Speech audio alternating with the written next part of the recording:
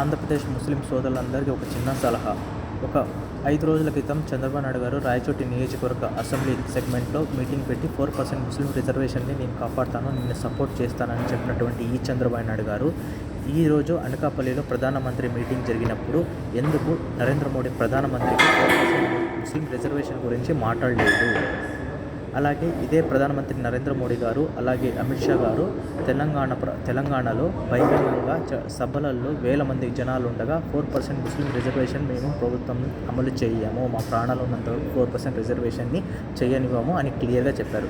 దాని గురించి చంద్రబాబు నాయుడు గారు నిజంగా ముస్లిం 4% రిజర్వేషన్ కాపాడే వాళ్ళైతే ఎందుకు ఈరోజు మాట్లాడలేకపోయారు, ప్రస్తావించలేకపోయారు, నరేంద్ర మోడీ చేత ఎందుకు చెప్పించలేకపోయారు? అంటే చంద్రబాబు నాయుడు గారు 4% రిజర్వేషన్ గురించి మాట్లాడారు. ఎందుకంటే వీళ్ళు కూటమిలో ఉన్నారు, బీజేపీ ఏది చెప్తే అదే చేస్తారు. అంటే వీళ్ళ కూటమికి ఓటు వేస్తే మోడీ గారికి ఓటు వేసినట్టే, 4% రిజర్వేషన్ పోయినట్టే.